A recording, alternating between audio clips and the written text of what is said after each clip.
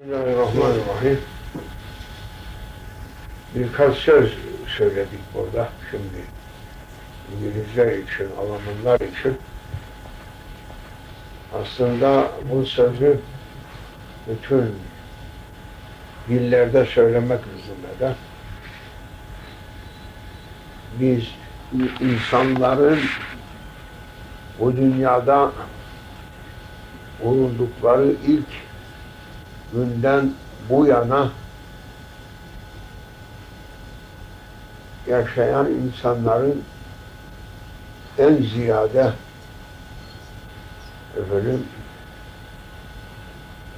tehlikeli ve korkulu günlere yetişmiş olanlarıyız. Bununla beraber gelecek günlerin korkularına göre şimdiki çok hafiftir, hiçbir şey değil. Çünkü gelecekte öyle müthiş vukuat meydana gelir ki o müthiş harplerin içerisinde insanlar ya vurulup ölüp giderler veyahut o günlerdeki hadiselerin ağırlığını taşıyamazlar. Ezilir. Yani bazı derler ruhan çökmüştür. Ruhan bir kimse çöktü mü bünyesi artık onu çekmez. Ruh diri durduğu müddetçe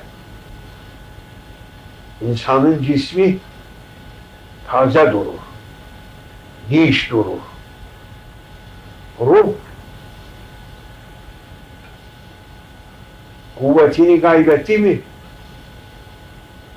ruh çöktü mü, cisim ne kadar kuvvetli olsa dayanmaz. Şimdi gerek bu içinde bulunduğumuz günlerin ağırlığını taşıyabilmek için insan, gerekse gelecek günlerin ağır hadiselerinin, ağır vukuatının yükünü çekebilmesi için ancak çok kuvvetli ruhani bir hayata sahip olması lazımdır. Ruhaniyeti beslenemeyen, takviye almayan kimse bu şimdiki şartlar içerisinde de ezilir, gelecek günlerin ağır yüklerini de hiç çekemez. Çatır çatır mukavva kale gibi dedim ben onlara. Mukavvadan kale ne kadar dayanır? Hiçbir şeye dayanmaz, gözetmezler insanı. İnsanları sığınacakları kuvvetli bir kala muhafaza edecektir. O da inançlarıdır. İnançları taklit olan kimse bu gelecek günlerin büyük fırtınalarına dayanamayacak. Savrulacaktır. Bugünkü şartlar da onları ezer, geleceğin büyük hadiselerin büsbütün uğra eder kendisini. Onun için güçlü iman bugünkü hayat şartlarında da insanları ayakta tutabilecek en birinci unsurdur. Gelecek günlerin müthiş hadiseleri karşısında da insanları yine ayakta tutacak yegane kuvvet güçlü imandadır. Güçlü iman olmadıktan sonra ne bugünün şartlarına tahammül edebilecek ne de gelecek günlerin müthiş hadiselerini taşıyabilecektir. Ezilip gider onlar. Vurulmasa çeşit türlü silahlarla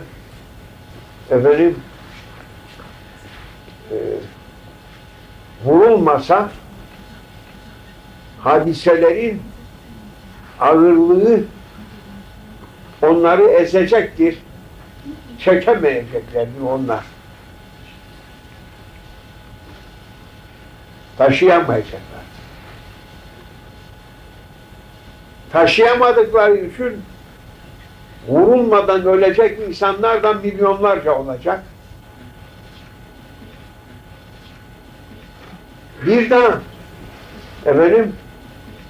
ölmeyenleri olursa muhakkak akıllarını oynatacaklar. Allah Allah. Milyonlarca insan da aklını kaybedecek, delirecek, çıldıracak. Gelecek hadiseler o kadar ağır, korkunç günler, hadiseler var karşıda. Yegane insanı dayaklayacak güçlü iman. Başkası yok. Hiçbir şey kar etmez. Dedim ya, eğer vurulmasa o insanların üzerine gelen şiddetli hadise ya onları öldürecek, yüreklerine yener, yürekleri kopar, ökleri patlar veyahut çıldırırlar. Hiç başka şey yok. Şimdi bile bu zamanın hadiselerini çok basittir geleceğe göre. Öyle olsa da çoğu çıldıran adamlar var. Şimdiki hiçbir şey değil.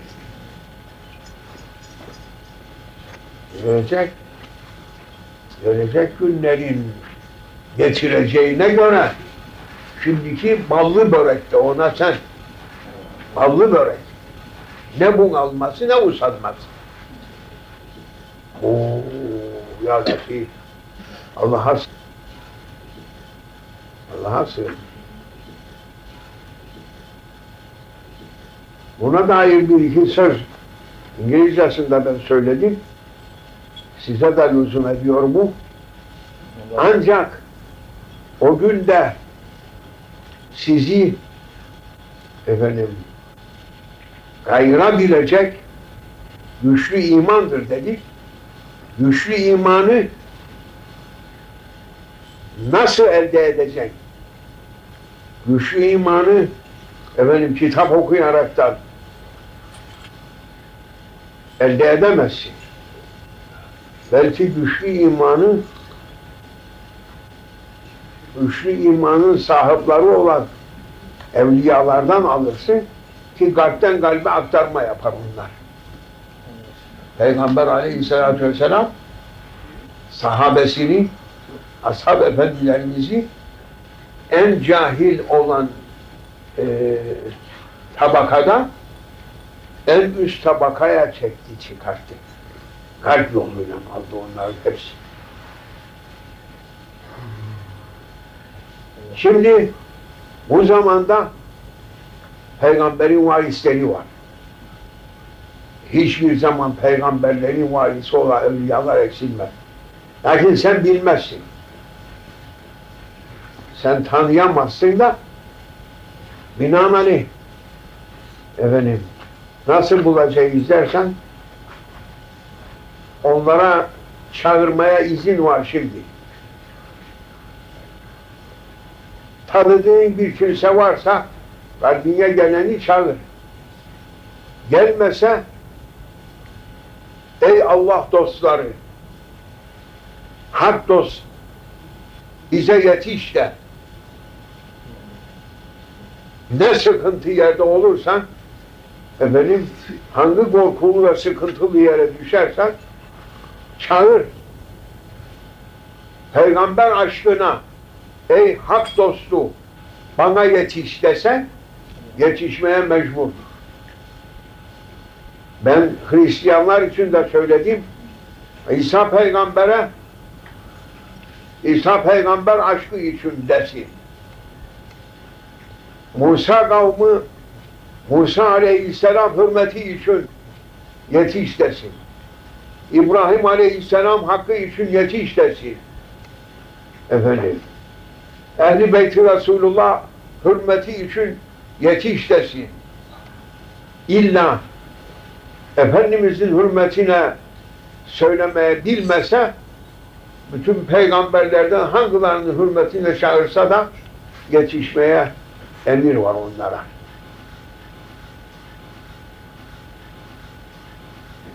Her zaman için şimdi bugünden itibaren de çağırabilir.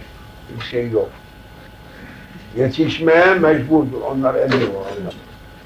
Şimdi vakit çok yakın olduğu için bize bu gibi meseleyi de söyletiyorlar.